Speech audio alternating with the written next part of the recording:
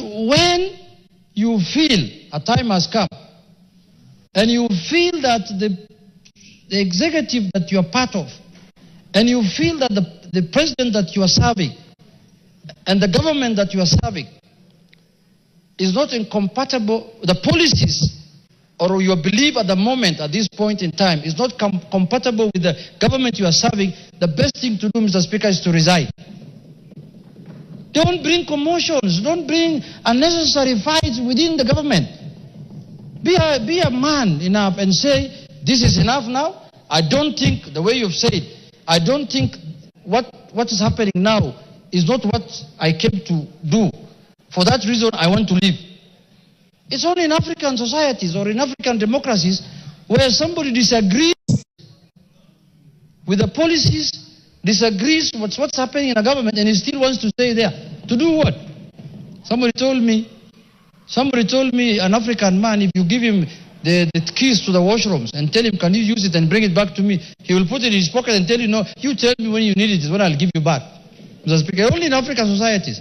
Wamumbi, can you give us time? I want the majority to listen to what I'm saying. So if you no longer believe in what the government is doing and you're a cabinet secretary, just resign. You are not welded there like chuma, like an iron. You are not welded in government. Just leave. You know, the other time when we were impeaching the deputy president, somebody told me that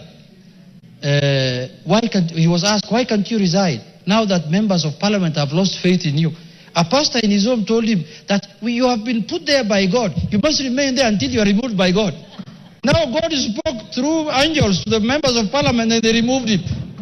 And God's work happened in this parliament, Mr. Speaker.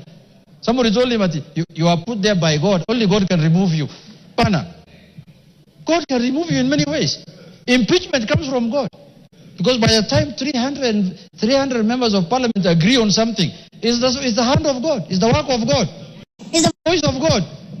So, Mr. Speaker, if you don't wait for God to come to your house to talk to you, if you think you cannot serve the government anymore, go do farming. Go do other things, Mr. Speaker. Or become something else. Become a professional. If you're a lawyer, go and open a law firm and serve the country that sphere, Mr. Speaker. Because you cannot be a cabinet secretary who is issuing contrary views to what your government is saying. It's immoral, actually. The other day I saw a good friend of mine, whom I learned a lot of things under him, who was sitting on the chair where Mr. Speaker is sitting, Mr. Speaker. And I learned everything I'm doing in this house under his, Mr. Speaker, under his supervision. And that's not what he taught me when he was a speaker. He told me, JUNET, if you are tired of something, leave. But now the same person is now accusing the same people he's serving of many things, and he wants to remain there and stay there, Mr. Speaker. It only happens in Africa.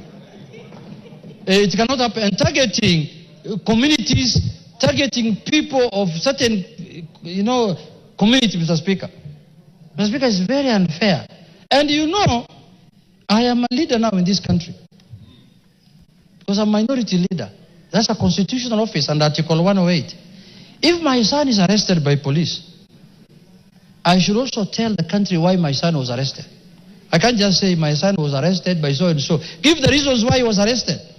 And then why do you wait for 7 months so that you tell Kenyans why your son was arrested? Why don't you tell them the day he was released that my son was arrested, and then you drop names. You say I went to the president and the president told me that I called so and so. My friend, where is this secrecy of oath? It's called what? Oath of secrecy. Why can't you discuss things at that level with the people who are concerned? Now, if you have the opportunity to go and see the president, to go and see people who are high offices, Kenyans who cannot access those places, how are they going to be served? What kind of, as a leader, what kind of trend are you setting? That anybody who wants to get help must go there.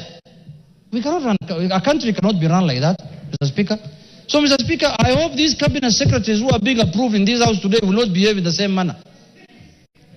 Because Because you know, when that becomes now the modus operandi, Mr. Speaker, we will not have a cabinet. We don't need to waste our time in this house approving people who are going to defy the same government they want to go and serve.